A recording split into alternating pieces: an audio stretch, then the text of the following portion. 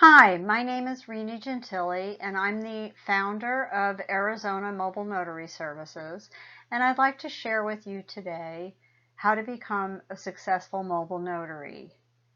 First off, this video will explain to you how to become a mobile notary from the ground up. So if you have no experience, but you're just inquiring about the possibility of even becoming a notary public, finding out a little bit more about what it will be like to be a mobile notary, and if this is something for you, this might be the right presentation. I will be doing some additional training on specifics and items that I've learned over the last 10 years that will help you become more efficient and confident in signing mostly every single type of document that a notary public would notarize. So there's a lot to cover, but this is kind of just the beginning. So if you're curious about becoming a mobile notary, this is the place for you. So welcome. I've been doing this for about 10 years now, and I enjoy it extensively.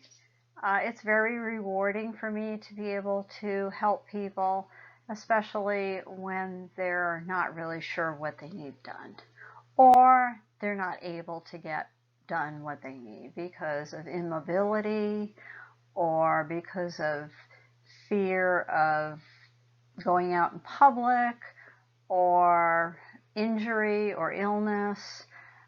There's all sorts of reasons, and sometimes it's just that they're way too busy, or there isn't a bank or a UPS or some other place to go to get a document notarized. A lot of documents cannot be notarized by a bank or a UPS store, and so oftentimes people are referred to a mobile notary. So with that, I'm going to go through some slides and explain to you some of the ins and outs that it would take to get started. So let's get into it.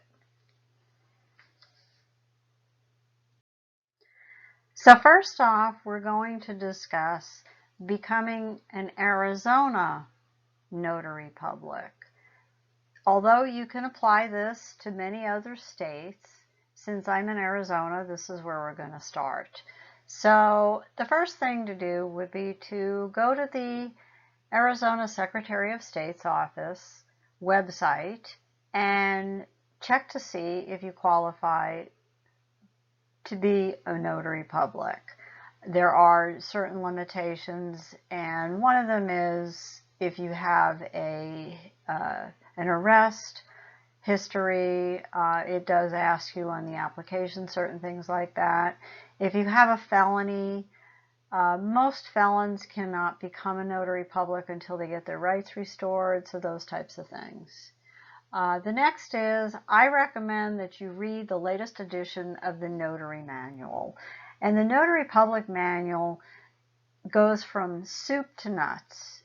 The beginning of the manual will explain things like what you need to do to become a notary, how to fill out the application, the fees. It goes into what a notary public does. It goes into everything pretty much from how to swear somebody in for a credible person, what that means, what kind of ID is acceptable for notarization, and so forth. The Arizona Notary Manual can be found on the website, and we'll show that further in some other slides. Then the next step would be to complete an application online. So you can do that by clicking on the area for the application. There is a bond that is required for the notary public to purchase. In Arizona, at this time, it's a $5,000 surety bond. And then the next thing that I would recommend is to take the online workshop. There is a place where you can kind of take an open book test to see your knowledge. So that's why I said read the manual first. Then I would recommend to develop a business plan. What do you want to do? How much money would you like to make? What days would you like to work? What hours? Because basically you're going to be doing this and running this as your own business. Join a notary organization. There are two main ones that I'm aware of. One is the AAN, which I'm a member of. It's the American Association of Notaries. There's a chapter in every state. It's a very small amount to subscribe to it, and you get a discount for your bonding. You can buy errors and omissions insurance, which we'll talk about later. And then things like your notary supplies you can get from these companies for a discounted price. There's also the NNA, which is the National Notary Association. It's basically similar to the AAN. Then, of course, the next step would be, once you've completed all these things and you now are an official notary, you would want to contact the appropriate agencies and companies that you would want to be working with and for. For example, you might want to contact title companies. There might be some places online that are looking to hire notaries. You know how Facebook ads work. If you're filling out a lot of information online about notary publics, you're probably going to get ads that ask things about, are you a notary? Do you want to become a notary? So you might have places that pop up where they take notary registration. So these are some of the guidelines that you can find listed on the Arizona Secretary of State's website for becoming a notary. These are some of the qualifications that you must meet. So the first thing is you must be an Arizona resident. I believe that may be true for most states. So you would check on the Secretary of State's website in the state that you are in to verify that. The next is you must be at least 18 years of age, and I believe that that would be true in every state. You must be able to read and write in English, so that is important as well. I believe that most of the information on the Secretary of State's website is in English, although sometimes on occasion there might be some bilingual information or phone information, but you must be able to read and write English. Citizen or legal permit resident of the United States. Once again, these are certain criteria that just make common sense. No felony convictions or your rights were restored. So this is important. Obviously, it would be public record. So if you are a felon or have been convicted and are not sure of your status, you'd want to check that out first before actually applying. And you must obtain a notary bond. And as it says on the Arizona Secretary of State's website, they don't provide bonds and they don't sell bonds. A bond is basically a type of insurance. In this case, the notary bond is called a surety bond.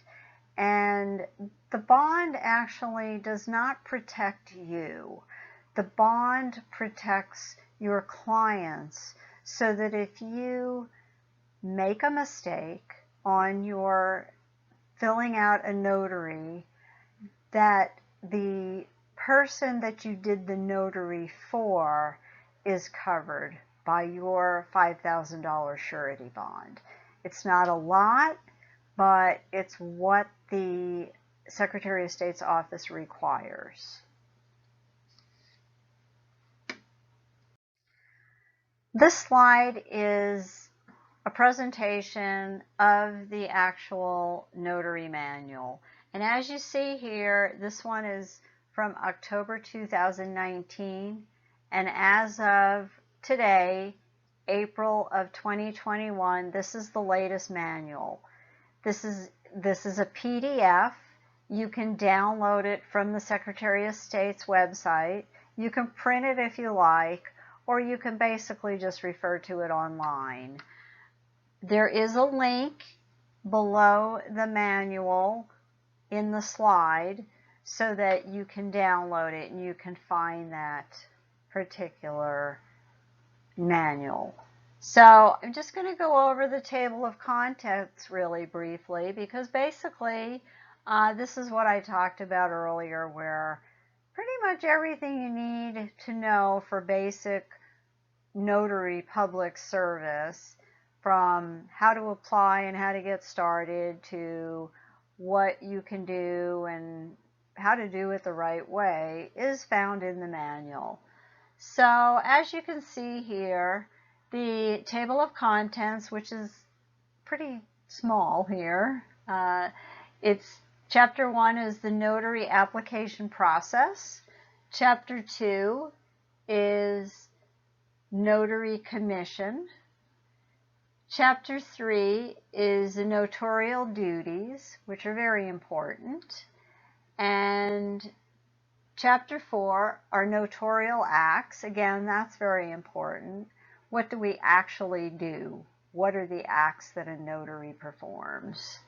And Chapter 5, notarial laws and rules. And that's very important. I'm sure you'd want to know that. Most people don't know. Most people are unaware. And if you've never thought about being a notary before, you probably never even thought about the rules and the laws that are attached to that. So Chapter 6 gives you some sample certificates, which I've used, I've photocopied, I've cut and pasted, and I've actually sent them to people that were not really sure what was involved in a notary acknowledgement or a notary jurat, what was required.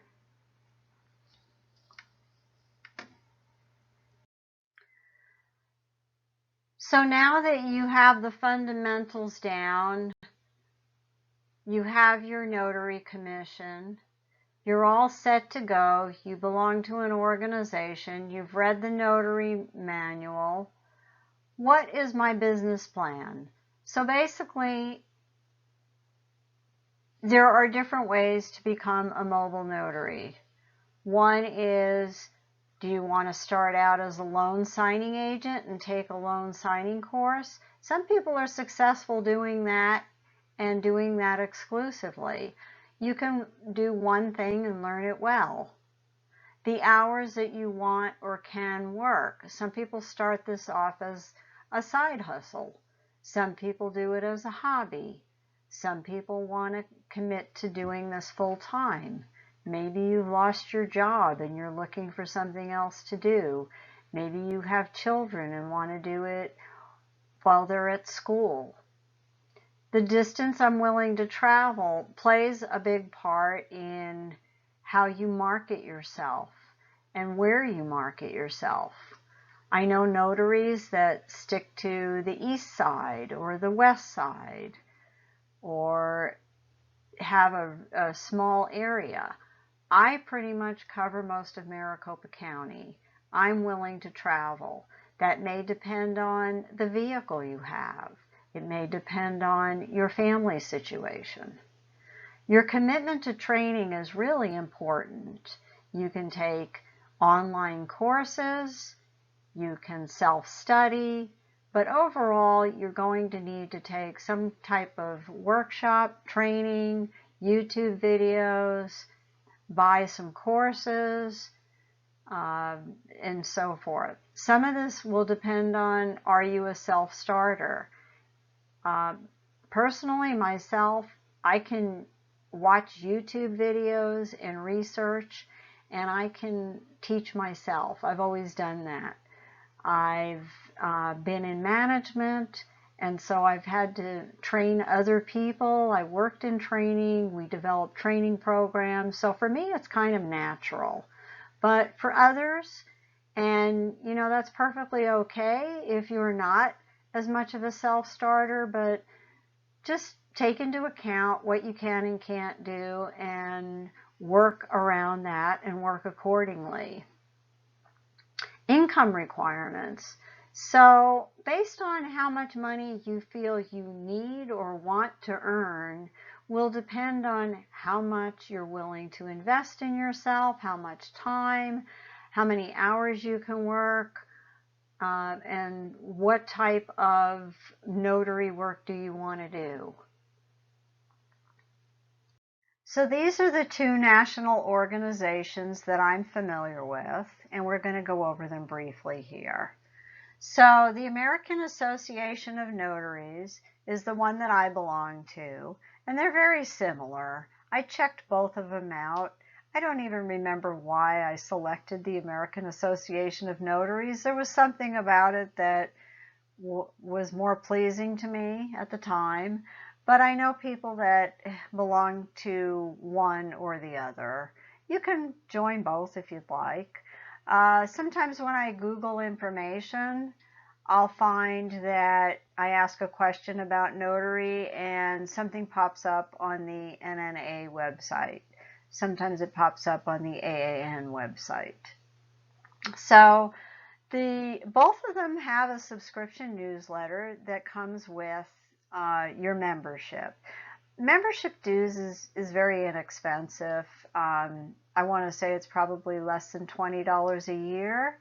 And it's well worth it because there are some other benefits. The newsletter alone keeps you up to date on current events, things that are changing within the notary laws and rules, and sometimes it's state specific.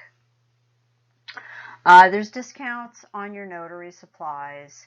I order my errors and omissions through AAN.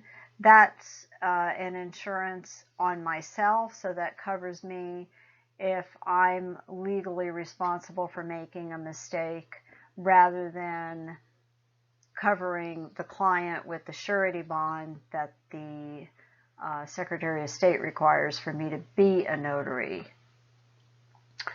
There's networking ideas. Sometimes these organizations have links and websites and will share information about other organizations and give you some ideas on that. There's usually updated changes to the notary laws and rules, and you'll see that usually in the newsletters. They keep you informed on those things. And like I said, the dues is very inexpensive.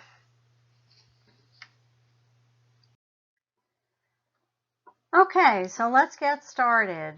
The first thing I would recommend is you create a resume or a CV, which would have most of your information. I would list things like hobbies, life experiences, course completions. Especially if you're new at notary business, you may not have any experience that you can list, but you may have some life experiences that give you some background that would be closely related to what you're asking an employer or a vendor type person to use you for. For example, you may not have loan closing experience, but you may own rental properties or have refinanced many properties. So you might have been sitting on the other side of the table, but you're familiar with it. Another thing would have been that you may have a certification in a signing agent, and some of the title companies will actually ask you to get a background check, so you might have that. Office supplies. I would highly recommend getting yourself a dual tray laser printer if you're going to be doing loan closings. You'll definitely see the benefit in it, especially with letter and legal size papers that a dual tray printer will sort for you. Cold calls. Well, you know, there's many types of cold calling. When I was in the insurance industry, we used to call policyholders and cold call businesses and individuals to just basically see if they were interested in our products. So in this case, your clients would most likely be, depending on what type of training that you had and what you were interested in, you might be cold calling on title agencies, realtors. If you wanted to develop a business dealing with powers of attorney and long-term care type things, you might need to contact some hospice places or assisted living facilities. If you were getting into estate planning, then you may want to contact attorneys. So it would just depend, but I would definitely strongly recommend that whichever niche you decided to work in, that you get training first and you're totally confident in that area. Because if you're not, and somebody gives you an opportunity, it can hurt you more than help you if you don't do an adequate and thorough and accurate job for them. So training and support is so crucial and so important. So I would definitely make sure that you not only subscribe to an organization such as AAN or NNA, but also do some online training. There's a lot of free information out there. Study the Notary manual. Go over it over and over again. Take some courses. Watch some YouTube videos. Just really, really, really get comfortable. Look at documents. There's a lot of documents you can find online at, for example, here we have court documents you can find online, self-serve forms with instructions attached. You can read through them. You can figure out how to fill them out on yourself. And those are documents that you'd be notarizing for people. A website is very useful and handy. You can send people there, especially if you want to provide them with downloadable links. You can also, if you're not ready to do a website yet, you might subscribe to some of these associations and they will give you a profile page with a web link, so you can put that on your Facebook or you can send it to people, and that's a good way that it will show who you are. It's kind of an online resume that way. Put a profile picture on there so that they could see what you look like, and then have your professional and personal information up there for them to view. Business cards. I always give people business cards. I have a big sunflower on mine, as you've seen on the beginning of the presentation. It's cheery. I like sunflowers. I think it's just a good representation of who and what I am. And business attire. Well, business attire here in the western part of the country and also in the southern part of the country is usually business casual. We don't dress quite as business-like in suits and skirts as they do, in places like big cities such as Manhattan or San Francisco. But we do need to be professional looking. No t-shirts and jeans, no sandals, or sandals are okay, but no flip-flops, and sneakers are not really a good thing to wear. But you can wear comfortable shoes, and you can wear, men can wear a polo shirt. It's better that the shirt has a collar, so that looks more professional. Women should wear, somewhat casual. I usually wear flats for shoes, but I never wear flip-flops or tennis shoes.